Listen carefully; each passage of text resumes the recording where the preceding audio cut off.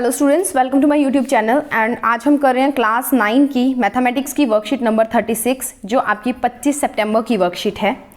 यहाँ पे हमारे पास देखिए आज जो हम टॉपिक करने वाले हैं वो है एरिया एंड पेरीमीटर। एरिया और पेरीमीटर के बारे में हम देखने वाले हैं। देखो एरिया क्या होता है, किसी भी आकृति के किसी की शेप के अंदर आने वाला जितना वो स्थान घेरती है उसको एरिया बोलते हैं। और उसके आसपास जब आप चल रहे होते हो, जैसे ये आपको दी हुई है तो ये साइड फिर ये और फिर ये, टोटल आप जितना डिस्टेंस मूव करते हो उसको बोलते हैं पेरीमीटर, और जितना डिस्टेंस उसके अंडर आ जाता है उसको बोलते हैं एरिया। ठीक है। रिक्वायर्ड प्रीवियस नॉलेज क्या होनी चाहिए? Recognition of figures such as square, triangle और क्वाड्रिलेटरल। आपको पता होना चाहिए कि स्क्वायर क्या होता है, जिसकी सारी भुजाएं बराबर होती हैं।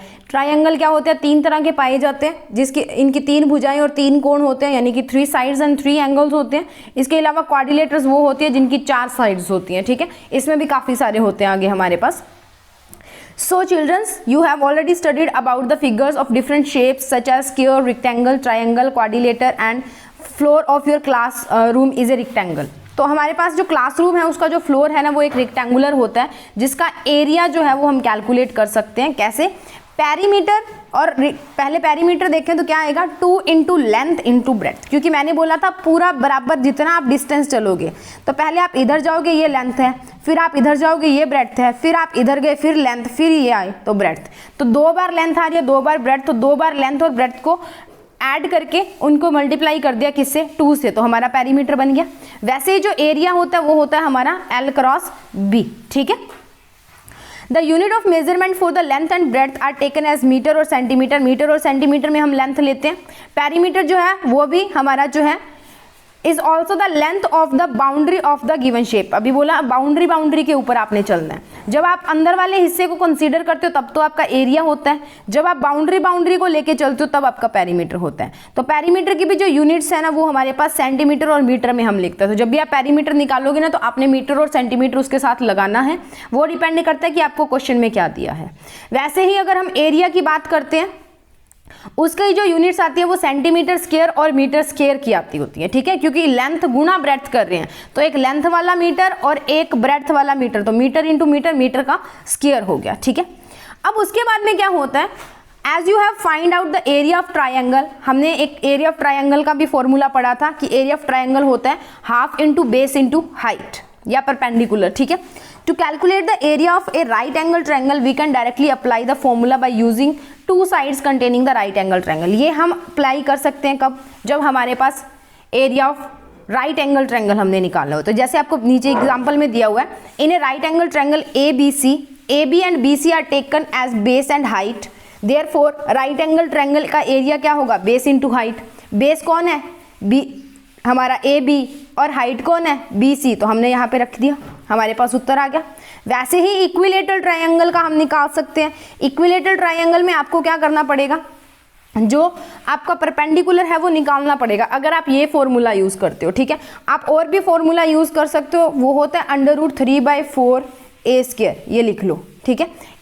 Area of an equilateral triangle is equal to √3/4 a²। ये फॉर्मूला भी हम यूज़ करते हैं। तो जरूरी नहीं है कि आपने पहले ये इतना काम करना है कि आप पहले लेंथ और वो हाइट निकाल लो, परपेंडिकुलर बनाओ और उसके बाद में करो, तो वो कोई ज़रूरी नहीं होता। अदरवाइज आप इसको निकाल के भी कर सकते हो और सिंपली भी कर सकते हो। ये फॉर्मूला लगाओगे, ठीक है, तो आपने सिर्फ क्या करना है, एक ही जगह पे पुट करना है 10, क्योंकि सारी भुजाएं बराबर है ना, सारी साइड्स बराबर हैं, तो वो हमने मान ली a, और a की वैल्यू पुट कर दो, डायरेक्टली आपका एरिया आ जाएगा। ठीक है। आप निकालना चाहो तो आप इस वाले फार्मूला से भी निकाल सकते हो जो आपको यहाँ पे दिया है, पर यहाँ पे आपको पहले जो है वो आपकी हाइट निकालनी पड़ेगी। तो ज़्यादा पंगा ना करते हुए हम सीधा फॉर्मूला लगा लेते हैं। Look at the triangle PQR। हमें एक आइसोसीलियस ट्रायंगल दिया हुआ है। अब इसके भी 2 फॉर्मूलाज होते हैं, बट ये जो है वो आसान है कि आप क्या करो, ये और ये आपको बराबर 5-5 सेंटीमीटर दिए हैं, ये आपको 8 दिए तो इसका हाफ कर लो। हाफ किया तो 4 इधर रह गया, 4 इधर रह गया। अब पाइथागोरस लगाओ और ये निकाल लो। ये जब हमने निकाली तो हमारे पास आ गई 3 सेंटीमीटर, और ये हमने सिंपल सा फॉर्मूला लगा दिया, हाफ गुना बेस QR गुना यानी कि मल्टीप्लाई हाइट PS, तो हाफ इंटू 8 इंटू 3 बन गया हमारा। तो ट्रायंगल PQR किसके बराबर, एरिया किसके बराबर आ गया, 12 सेंटीमीटर स्क्वायर के। 2 फॉर्मूलाज होते हैं, क्वेश्चन में हम दोनों फॉर्मूलाज करेंगे। मैं आपको दिखाऊंगी कि कैसे हमने उनको अप्लाई करना है। If you want to find out the area of a scalar triangle the length. अब स्केलर ट्रायंगल क्या होता है, जिसकी तीनों साइड्स जो है वो अनइक्वल होती हैं। ठीक है, whose three sides are known but the height is unknown, we do not have a clue to calculate the height. clue नहीं है इसमें, तो ये था ना कि कुछ बराबर दिया हुआ था, ठीक है. so try to do so if we are unable to find out the height of a scalene triangle, then to calculate its area we use heroine formula, we will study about in next time. तो अब हमने देखो equilateral triangle किया, isosceles triangle किया, right angle triangle किया, अब बच गया कौन, स्केलन ट्राइंगल. तो स्केलन ट्राइंगल का एरिया कैसे निकालते हैं, हीरोन्स फॉर्मूला यूज करके निकालते हैं, जो हम नेक्स्ट वीडियो के अंदर देखेंगे, नेक्स्ट वर्कशीट में देखेंगे. ठीक है, सो इसी के साथ चलते हैं क्वेश्चंस पे और क्वेश्चंस को डिस्कस कर लेते हैं. मैं टोटल आपको जो सेकंड क्वेश्चन है उसके 2 मेथड बताऊंगी और फर्स्ट क्वेश्चन हम सिंपल फॉर्मूला से यूज करके करेंगे, दैट इज √3/4a² से. आप इससे भी कर सकते हो, कोई फर्क नहीं पड़ता है. पेपर में जब आपको क्वेश्चन आता है तो आप ये फॉर्मूला लगा के भी कर सकते हो कि इक्विलेटरल ट्राइंगल का जो एरिया होता है वो इसके बराबर होता है. ठीक है, सो मूव कर लेते हैं सॉल्यूशंस पे. So first question is find the area of an equilateral triangle if the length of each of its side is 12 centimetre. हमने क्या करना है, एरिया निकालना है इक्विलेटरल ट्राइंगल का जिसकी हर एक साइड जो है वो 12 सेंटीमीटर हमें दी हुई है. सो गिवन हमारे पास है length of each side of an equilateral triangle is 12 centimetre दिया हुआ है हमें. एरिया ऑफ इक्विलेटरल ट्राइंगल क्या होता है, √3/4a². ठीक है, हमारे पास एरिया क्या होता है इक्विलेटरल ट्रायंगल का, √3/4a², जहां पे a है ना वो लेंथ ऑफ साइड्स होती है, यानी कि इक्वल साइड है ना सारी, तो a ले लेते हैं हम. सो इसके अंदर हम a मान लेते हैं कि इसका एरिया, तो √3/4 a का स्क्वायर, यानी कि a कितनी है 12, तो 12 का स्क्वायर. तो a इज इक्वल टू √3/4 144 आ गया 12 का स्क्वायर. अब इस 144 को 4 के ऊपर कट किया, 144 डिवाइडेड बाई 4 किया नीचे वाले 4 से, तो 4 3 जार 12, 2 बच गया 24 और 6 पे 36 आ गया. तो √3 × 36 हमारे पास आंसर क्या बना, 36 √3. जब इसको मल्टीप्लाई किया तो हमारे पास आंसर आया 62.65 सेंटीमीटर स्क्वायर. ठीक है, तो ये हो गया first question. Next is second question, बहुत आसान और बहुत छोटे से. सेकंड के मैंने आपको लगभग 2 मेथड्स करवाए हैं, आप दोनों में से कोई भी कर सकते हैं. Find an area of an isosceles triangle. Isosceles triangle दिया है जिसकी दोनों इक्वल साइड 10-10 सेंटीमीटर हैं और थर्ड साइड आपको 16 सेंटीमीटर दी हुई है. ठीक है, अब मान लो लेट ABC हमारे पास एक आइसोसेलियस ट्रायंगल है. हमने मान लिया ABC हमारे पास एक आइसोसेलियस ट्रायंगल है और हम A वर्टेक्स से एक यहाँ पे एल्टीट्यूड यानी कि एक परपेंडिकुलर ड्रा कर लेते हैं AD. तो AD क्या है, परपेंडिकुलर. अब हमें ये पता है, AB पता है, ठीक है, और इसका हाफ कर लेंगे तो हमारे पास BD भी पता है, तो बाय पाइथागोरस थ्योरम से ये निकल जाएगी. ठीक है, तो AD is equal to 10 centimetre, BD is equal to 8 centimetre, 16 का हाफ कर लिया हमने. तो by Pythagoras theorem AB² is equal to AD² plus BD².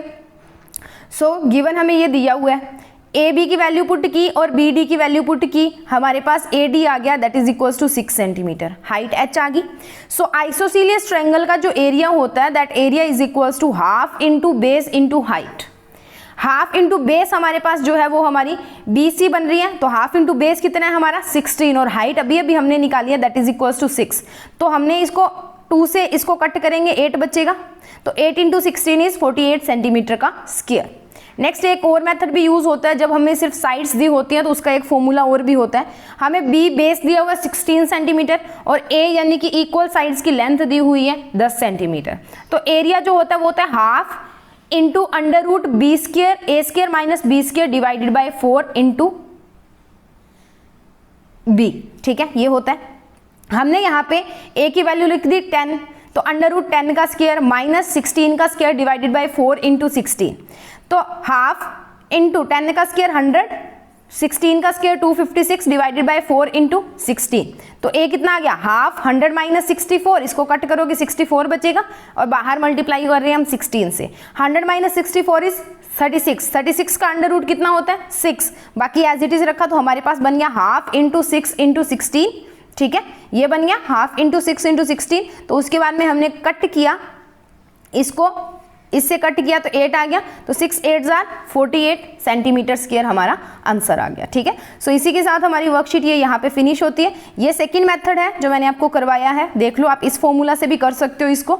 ठीक है, इसके अलावा आप इसको इस फॉर्मूला से भी कर सकते हो. ठीक है, ये यहाँ से आधा पार्ट आपको दिख रहा है, उसके बाद का हाफ पार्ट ये रहा हमारे पास. ठीक है, सो आप इसको इससे भी कर सकते हो, दोनों मेथड में से कोई भी कर लो, आपका कोई भी गलत नहीं होगा. ठीक है, और ये रहा हमारा फर्स्ट क्वेश्चन. सो इसी के साथ हमारी वर्कशीट यहाँ पे फिनिश होती है.